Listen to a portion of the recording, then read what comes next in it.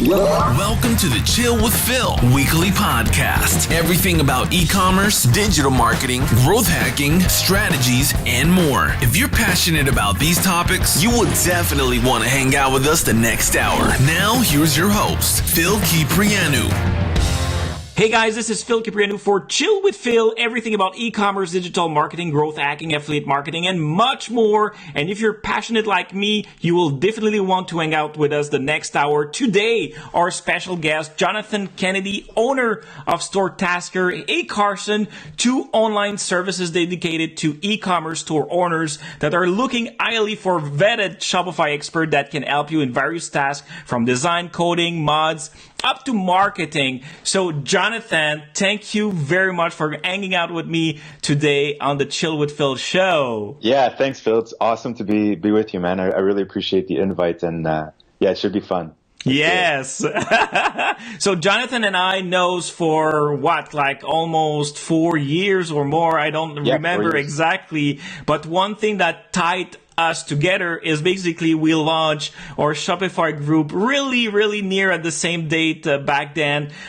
We had a chance to hold an event together in 2015, something like that. And we are serving at the end the same community, which are mostly e-commerce owners, Shopify more specific at a certain point. It's part of our community. And so we'll come in.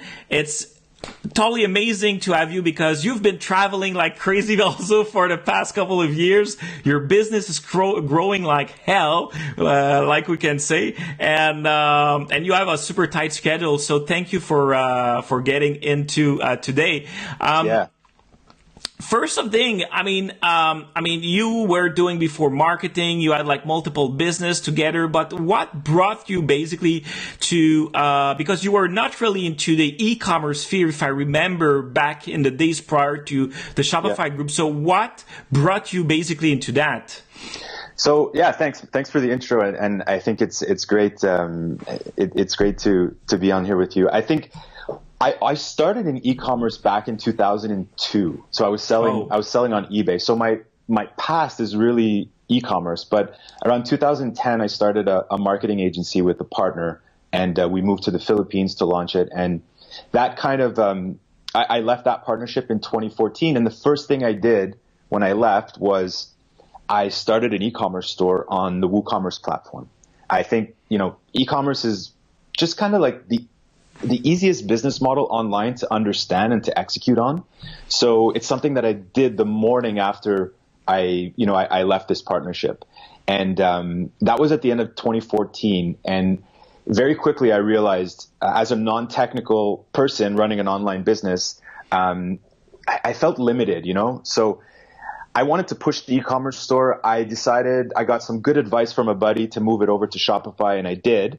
And I got more done on the Shopify store myself than I did on the WooCommerce store with a developer working almost full time.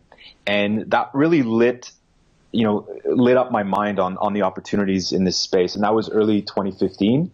And that's when we started our Facebook groups for the Shopify communities. I started it because we were traveling Asia with my wife, and I was in a co-working place. I was super lonely. Even in a co-working place, I was lonely. I had no, connections with people. So Facebook groups started to come on, quite popular back then. Not for Shopify though. If you remember when we started our groups, there were maybe 2-3 Facebook groups. Today, last I counted a few months ago, there's over 250 Shopify specific Facebook groups. So that has really been diluted.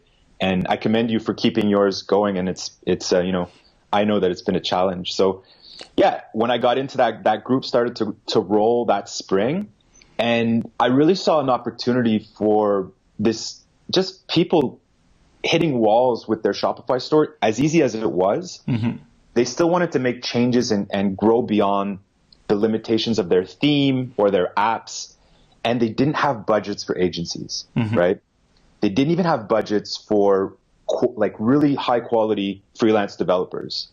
So we came in with a product, Hey Carson, which was a small task subscription service, basically like inspired by something in the WordPress space called WP Curve, which had been running already for a couple years. And I just adapted that small task business over to the Shopify world. And it got more traction than my store at the time. So I decided to stop the store and really focus on becoming a Shopify expert. And yeah, since then, that's basically it. Those are the beginnings. But my heart and my work has always been in e-commerce for many years. That's totally amazing. And so A. Carson was born at that time, fulfilling basically demands or probably market gap that you were seeing. I remember like some of our conversation, you were talking to me about, the Shopify forum, because Shopify, I had basically some sort of expert forum at that point, and you felt that there was still a gap there. Was this the trigger that brought you getting A. Carson up and running? Yeah, I think I was part of their online forums very early on, like again, to kind of communicate with other store owners, but also because I had this 4 or 5 years of running a marketing agency, and it went really well at first, and then it didn't go so well at the end. But in that 4 or 5 years, I learned so many things. So once I got into the Shopify world, I realized that all my failures were actually beneficial to other people. So I got into the forums on Shopify, and I think back then I was just like excited to share my knowledge, and I was getting killed by the spam cop.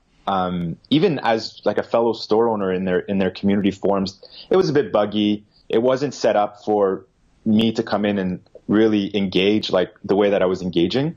So that was the trigger for the Facebook group.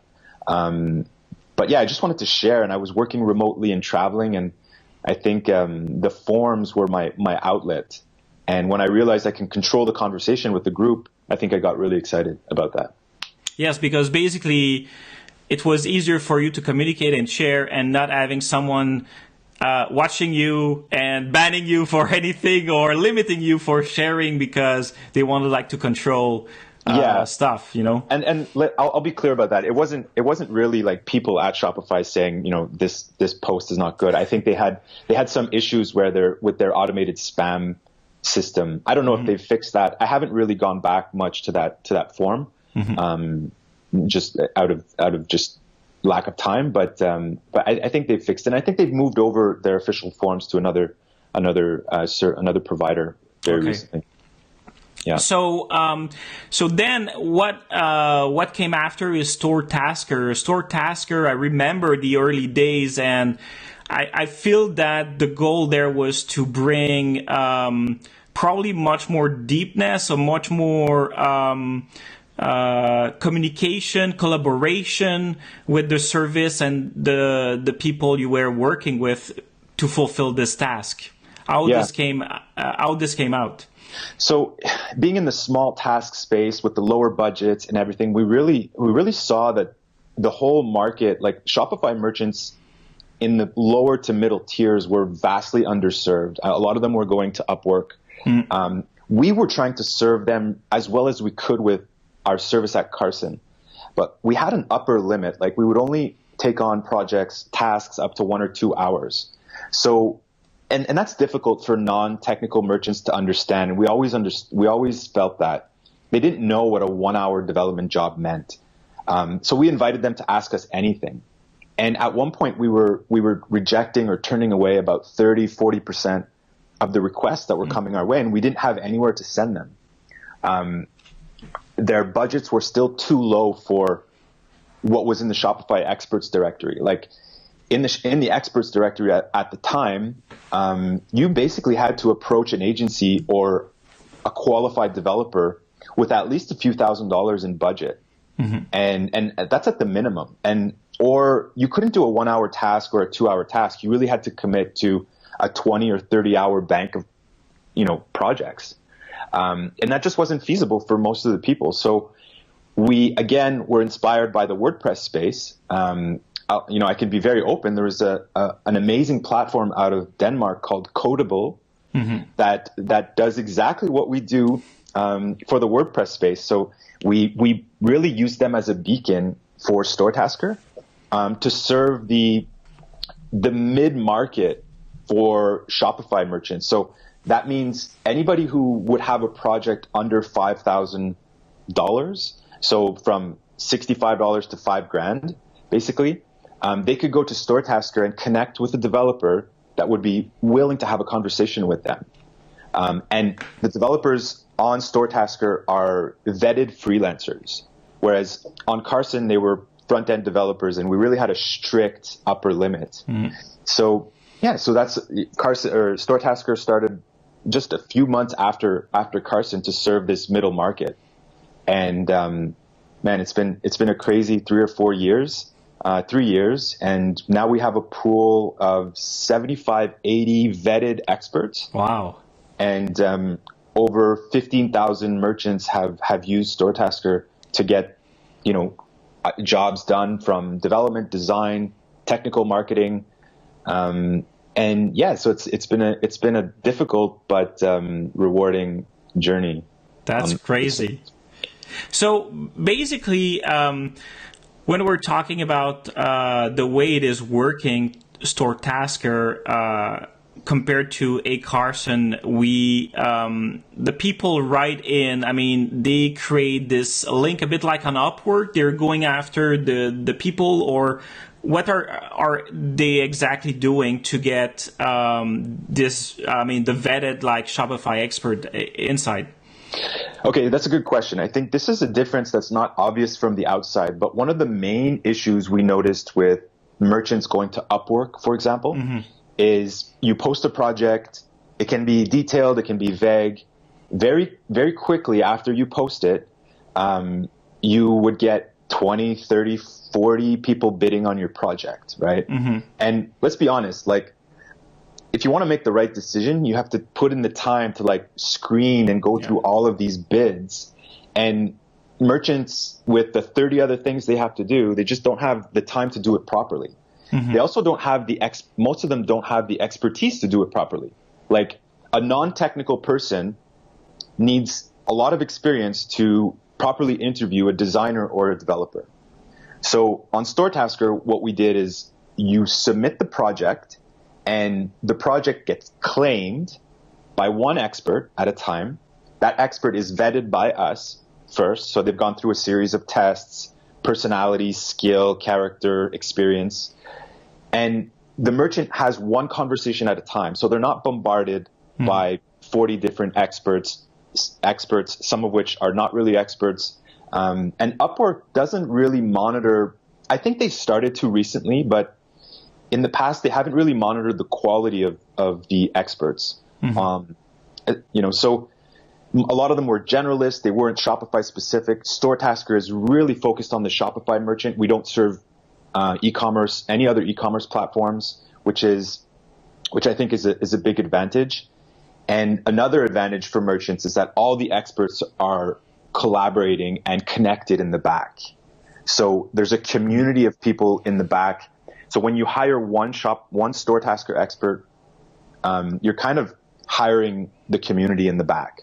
So there's a lot of collaboration happening in Slack if experts are running into issues with certain challenges and certain projects.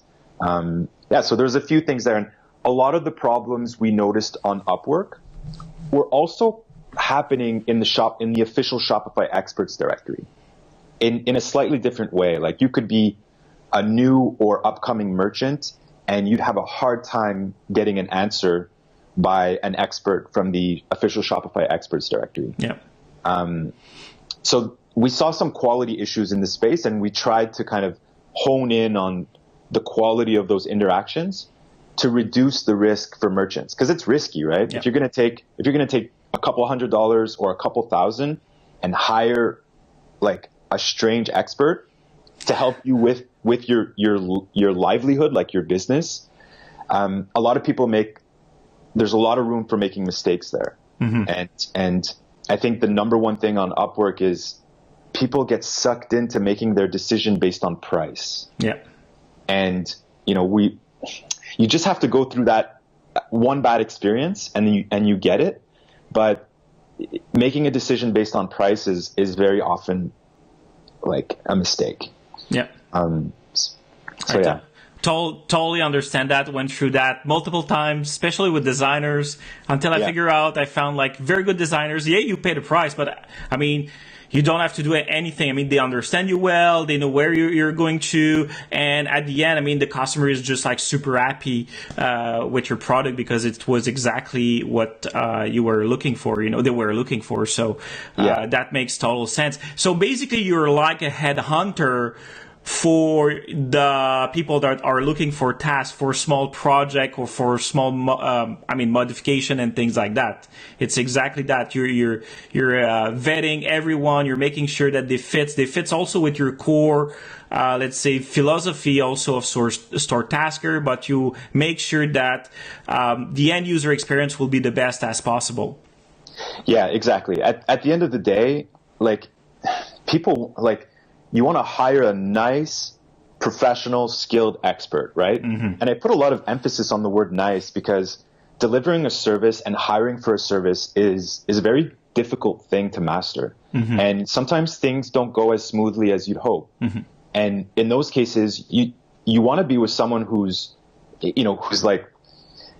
like progressive and friendly, not someone who gets offended and locks you out, or, I think it goes both ways. Like, experts want to work with good merchants want to work with, nice experts. Yeah.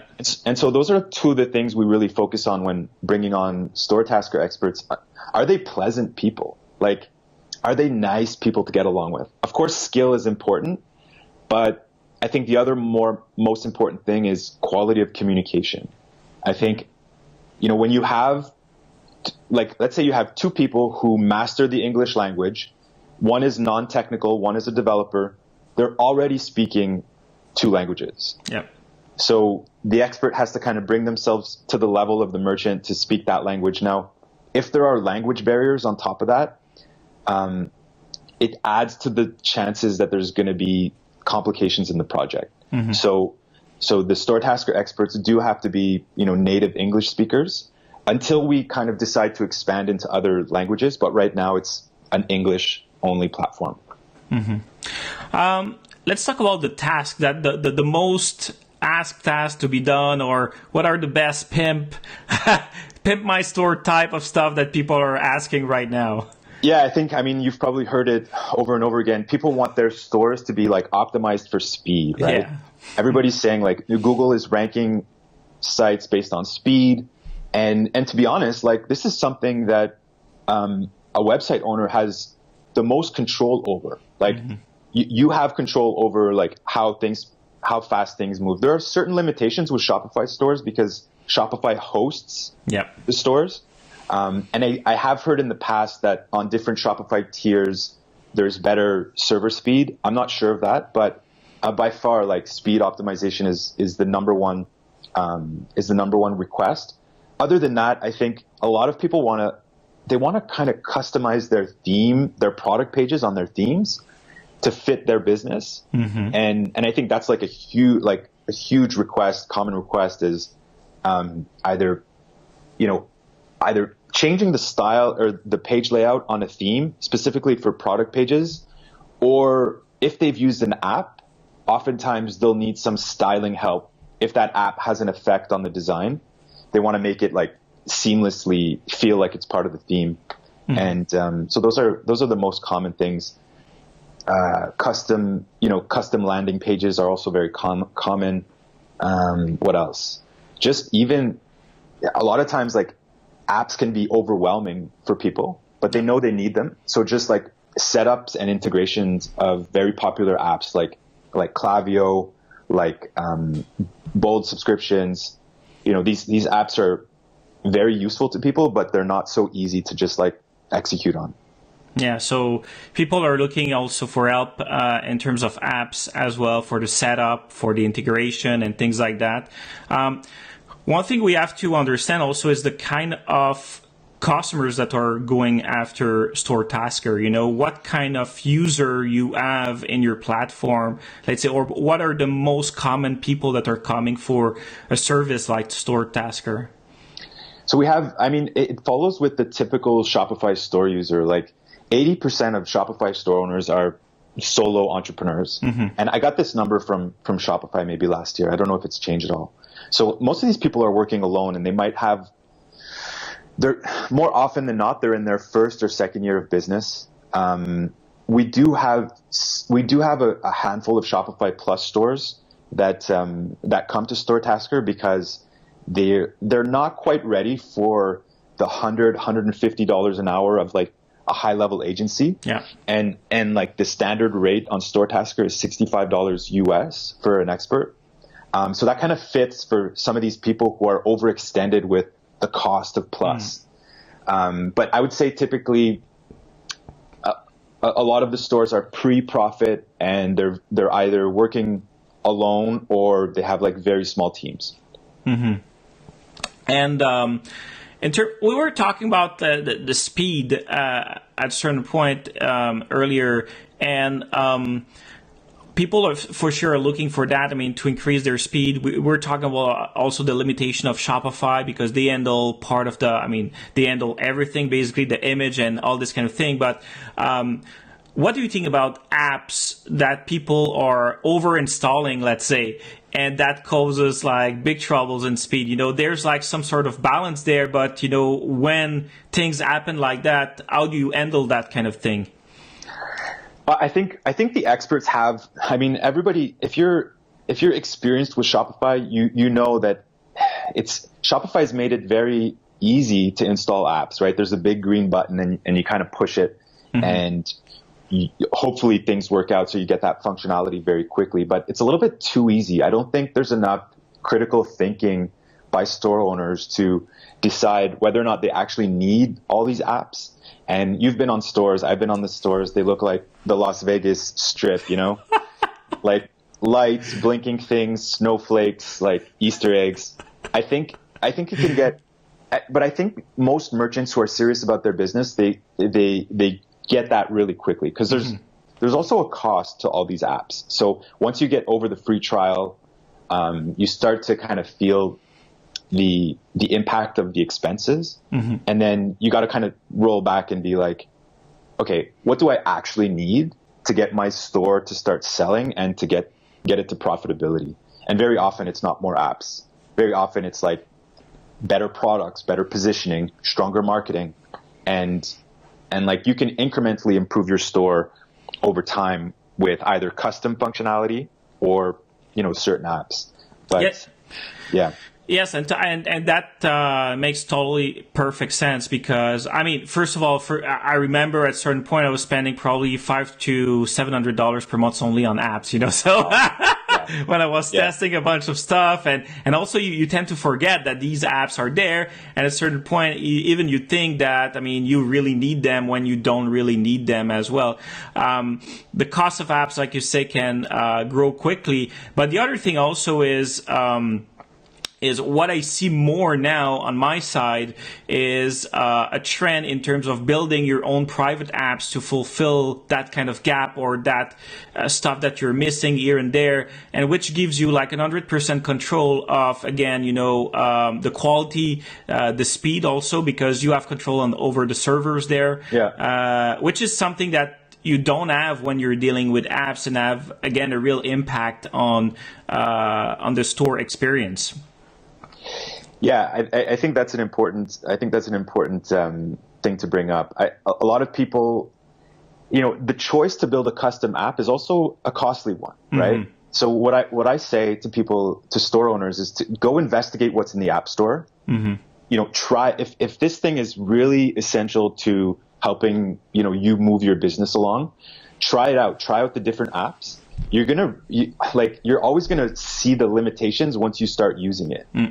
But that's the perfect time to decide if you need to build something custom or get something quoted for a custom function, rather than just jumping in and deciding you need to pay for a custom functionality. You know, use what's out there first, understand what that thing does and what it doesn't do for you.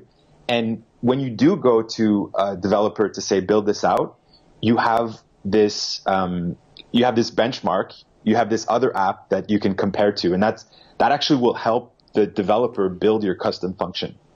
And you know, I think people underestimate this, but you can also give feedback to the app company and saying like, no, do you guys have this on your roadmap? It's not that easy to execute on requests like that as an app company, but some app developers are very quick to respond to really good ideas like that. So I'd say, that's the process that I would take if I had to build out a custom function. Yes, and like you say, I think it's a very good. I'm trying here to find like the episode we had, but episode 5 we had Bolt Commerce there, and they have built a lot of private apps. And sometimes, exactly like you were saying, if you find something that might fit or it is not 100% fitting the app that is available in the App Store, they might have like guys like Bolt Commerce that are building a lot of private apps might have built a variation of that app that would fit exactly what you're looking for, and the other thing also is what people tend to forget is they feel sometimes like Shopify is like this big black box that is you cannot do anything that is not available on Shopify, you're not able to do it, or anything that is not made by the apps, you're not able to do it, which is much more open than you think. So, but for sure, yes, there's a cost attached to that because you need custom development, but that at the end is exactly the same thing than a WooCommerce, Magento, or any other platform when you're looking for a specific functionality that you cannot find there, or even if you find there you need to customize it, you will need anyway to get this customization done afterward. Yeah, I think that's just typical, right? Most Shopify merchants, not all, most are not engineers. They're not technically inclined. And so, if you ever sit down and talk to a developer and you start getting into their heads and they start telling you what's possible and what's not, I mean, I'm not technical. So when I do that, I'm always amazed at what can be automated, what can be built. And so we don't have this, a lot of merchants don't have this sense of what's possible. But at the end of the day, there's always like the idea of return on investment, right? Yeah. So don't build stuff, don't invest in stuff, don't even invest in apps if it's not like really core to getting you to drive revenue and to be profitable. Yeah. Or, save time, like replace the need to hire someone. I think that's a really big reason why people use apps. So I think it's just at the end of the day, it's about return on investment. Yeah. So, quick question about Shopify, because Shopify Unite is coming. So we're always getting excited to see what's going to come in. And so basically, what's your feeling like this year? What will be, you think, the biggest thing that will be unveiled, or where do you think Shopify is aiming like in the next year? What's your guess? I've been to Shopify Unite for 3 years, and it's always a great experience. I always get extreme value from connecting with other experts and partners like yourself. So I get so excited that I often miss all the talks and the workshops. Where they're going next is really difficult. You see, Shopify is now extending into, they're very aggressively extending into trying to build other revenue channels. I can't sit here and start to guess about, where they're going from a technology standpoint. They are trying to be more than just like an e-commerce software platform. And I think, one of the things that affects us is we've really built out this expert marketplace. And I think they're also going in that direction. And I think that's going to be a big, big deal for them in the next years.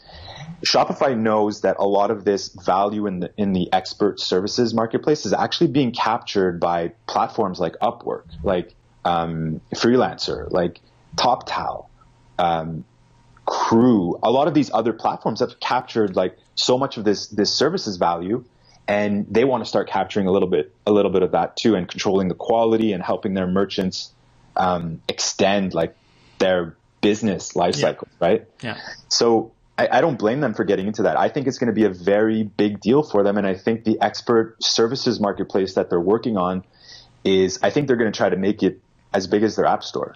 And, we're going to, at StoreTasker, we're going to keep doing what we're doing, and we're going to do it really well. And I think there's going to be although the way that they work, like their expert services marketplace works very similar to what StoreTasker is doing, there's so much room in the market. I think like people are looking in 100 different directions to get service help. Mm-hmm. So I think by promoting the platform as a whole, it's going to create a bigger pie for us. And I really feel like that. I think that's where I can make a comment in terms of where they're going. Yeah. I'd like to see I'd like to see more. I don't know. I find that the communication with partners has kind of dropped in the past year, I think. So I'd like them to be a little bit more forthcoming with their intentions. But at the same time, I don't think they have all the answers to everything, right? Yeah. So I'm excited for Unite. I'm gonna be excited to see what they announce. And I think partners should just stick with them and also be excited. Even if they move into a space that a partner is actually already invested in or established in, there's reason to be excited, I think. And I think a lot of people can see it as a threat. Like if they have a shipping solution and you've been working on a shipping app for years, I just think you as a qualified partner in the shipping technology space, you can just go way deeper than they can. And they're going to have a product that serves, who they want to serve. And then you can build a really great business by going deeper for certain users. I mean, that makes total sense because, I mean, if this is your, let's say, your main focus, you will always be 10 miles in advance from what they're doing because they focus on so much things at the same time. And at the end, it's like, you take Google by example. Google wants to get a hand on everything. At a certain point, they're closing just what they acquired because they find out that, okay, finally, this is a big distraction from what we are supposed to do, So there's always like that kind of stuff you need to understand is not because they're going into that right now that that might be like their next big thing. And if it is their next big thing, anyway, you have all the knowledge to build something else better or in another direction that will just support that platform. So another thing regarding that is you have to take, I think, like as partners of Shopify, that's just a channel. You have to take it as a channel. Yeah. There's other e-commerce platform out there because you have the knowledge in e-commerce. There's other e-commerce platform that needs that kind of knowledge or support. And we talked about that, I think, like a couple of weeks ago regarding, your interest into probably serving other market like Magento or any other platform. So what's your thought on that now? So I think that's a really good question. So the best decision I ever made was to build a service business above the user base of a single platform. Mm-hmm. And I think that's a really great way to get started in business by piggybacking like a user base that exists already. So it not only makes it easier to get traction, but the marketing is easier. It's more direct. You don't have to kind of like if you're targeting WooCommerce, Magento, and all these other platforms, you have to put resources into all those target markets. So if you're bootstrapped and trying to get into the space, I think I still think it's a good decision to focus on Shopify users. Mm-hmm. The thing people have to be careful of is, Shopify is changing very quickly. The way that they drive traffic to like apps and experts and theme builders is constantly changing. Yeah. So the mistake I think people make is they rely on that traffic to build their whole business. But as soon as you get traction, you need to diversify where your users are coming from. So I think it's okay to still okay to build a business on Shopify's growing user base. I think that's a safe bet. You just need to be careful not to rely on their traffic too much because they can change it. Like they completely improved and upgraded the App Store last year. And I think it had a really positive effect on certain people, and it had a confusing and bad effect on certain apps. So if you have people on staff, like you just can't have one pillar of traffic or one acquisition channel. So how I feel about that now, I think it's still an amazing plan B for us at StoreTasker. We've built the platform so that it's not dependent on any Shopify API or technology. It's, we could just simply add, say one day that we're now serving WooCommerce or Magento, and that would be an interesting direction, but I don't yet feel that pressure. I feel like the opportunity in the expert services marketplace is just like untapped. Yeah. And as a bootstrapped business owner, I have no investors. I'm just trying to build a strong business and deliver value in different directions for merchants, for freelancers, for myself, and even for the Shopify ecosystem. And we're achieving that right now. And it's hard, right? So I'll have to have a really good reason to go into those other platforms. So we'll just see how the e-commerce space evolves, and hopefully I'll be able to make the right decisions moving forward. Well, I think it makes perfect sense, because investing as much time as you did, understanding that getting into a new community, it's feasible, but it takes a lot of time and doesn't guarantee you will have also the same kind of success, and you don't know as well the different challenge that is behind that, and especially when you're going into open source communities, because open source communities have been there for a long time.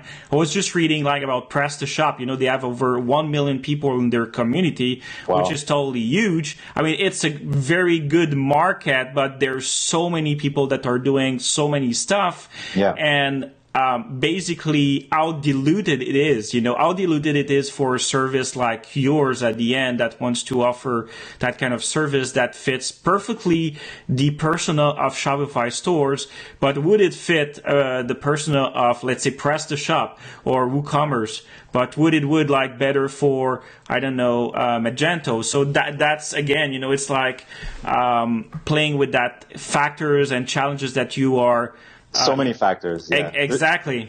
So many factors. Another important factor is we vetted the expert pool for their Shopify expertise, right? Yeah. So we'd have to start over or convince some of them to start, serving other platforms like BigCommerce, Squarespace. There's so many. That's crazy. And I just think the Shopify space, the user base is very healthy. It's growing. The opportunity is growing.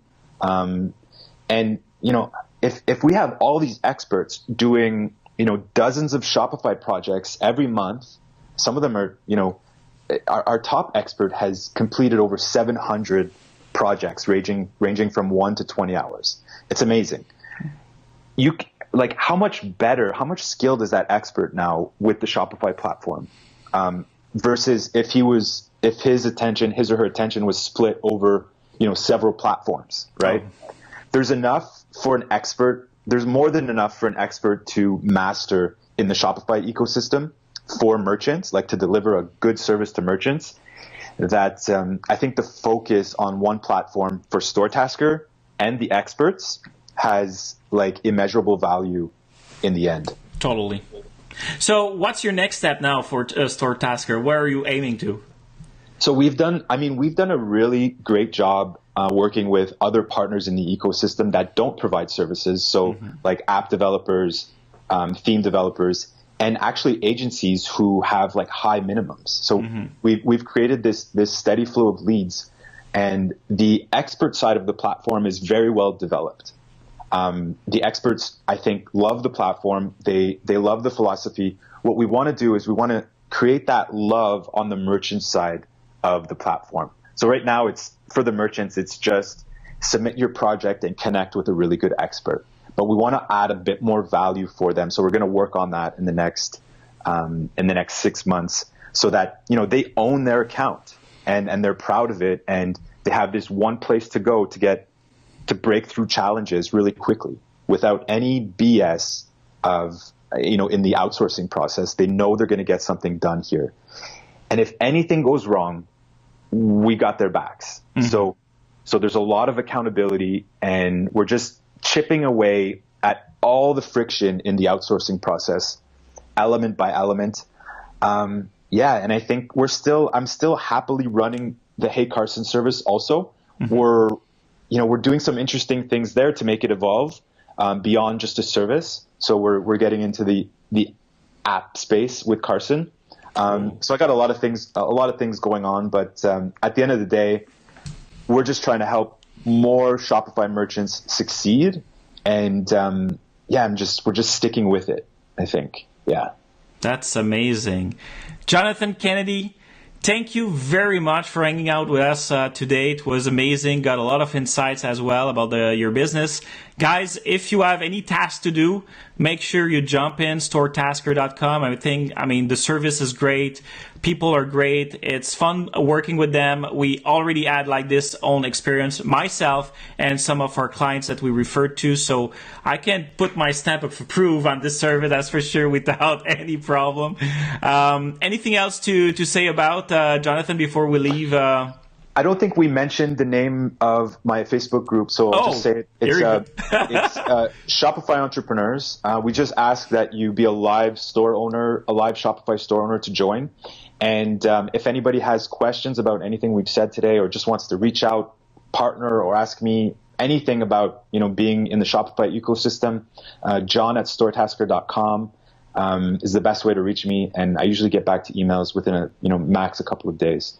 So yeah, Phil, thanks, man. I really have fun talking to you. I think we have a great friendship, and I think I'd love to do more collaboration with you. I think that event we did a few years ago was a hit, and it could have been the beginning of a franchise event.